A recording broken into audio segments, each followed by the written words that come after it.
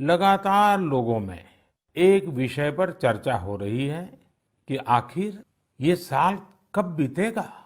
कोई किसी को फोन भी कर रहा है तो बातचीत इसी विषय से शुरू हो रही है।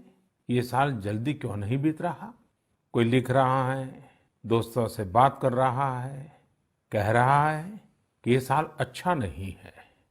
कोई कह रहा है 2020 शुभ नहीं है। बस लोग यही चाहते हैं कि किसी भी तरह से ये साल जल्द से जल्द बीत जाए। साथियों, कभी कभी मैं सोचता हूं कि ऐसा क्यों हो रहा है।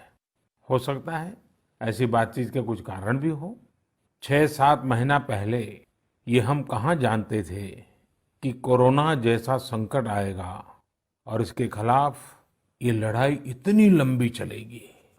ये संकट तो बना ही हुआ है, ऊपर से देश में नीत नई चुनौतियां सामने आती जा रही हैं। मेरा निवेदन है, और ये निवेदन मैं बार बार करता हूं, और मेरा निवेदन है कि आप लापरवाही मत बरतिए। अपना भी ख्याल रखिए और दूसरों का भी। साथियों, अनलॉक के दौर में बहुत सी ऐसी चीजें भी अनलॉक हो रही हैं जिनमें भारत दशकों से बंधा हुआ था। वर्षों से हमारा माइनिंग सेक्टर लॉकडाउन में था। कॉमर्शियल ऑक्शन को मंजूरी देने के एक निर्णय ने स्थिति को पूरी तरह से बदल दिया है। कुछ ही दिन पहले स्पेस सेक्टर में ऐतिहासिक सुधार किए गए। उन सुधारों के जरिए वर्षों से लॉकडाउन में जकड़े इस सेक्टर को आजादी मिली। इससे आत्मनिर्भर भारत के अभियान को न केवल गति मिलेगी, बल्कि देश टेक्नोलॉजी में भी एडवांस बनेगा। अपने कृषि क्षेत्र को देखें तो इस सेक्टर में भी बहुत सारी चीजें दशकों से लॉकडाउन में फंसी थी। इस सेक्टर को भी अब अनलॉक कर दिया गया है। इससे जहां एक तरफ किसानों को अपनी फसल कहीं पर भी किसी को भी बेचने की आजादी मिली है, वहीं दूसरी तरफ उन्हें अधिक ऋण मिलना भी सुनिश्चित हुआ है।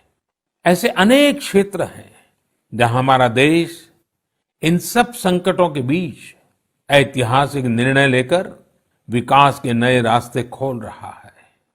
मेरे प्यारे देशवासियों, हर महीने हम ऐसी खबरें पढ़ते और देखते हैं जो हमें भावुक कर देती है।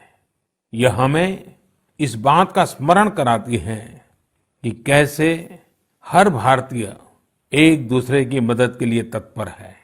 वह जो कुछ भी कर सकता है उसे करने में जुटा है।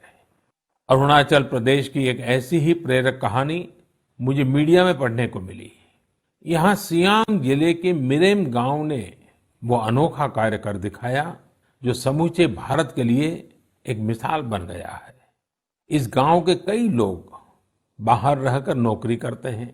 गांव वालों ने देखा कि कोरोना महामारी के समय ये सभी अपने गांव की ओर लौट रहे हैं। ऐसे में गांव वालों ने पहले से ही गांव के बाहर क्वारंटीन का इंतजाम करने का फैसला किया। उन्होंने आपस में मिलकर गांव से कुछ ही दूरी पर 14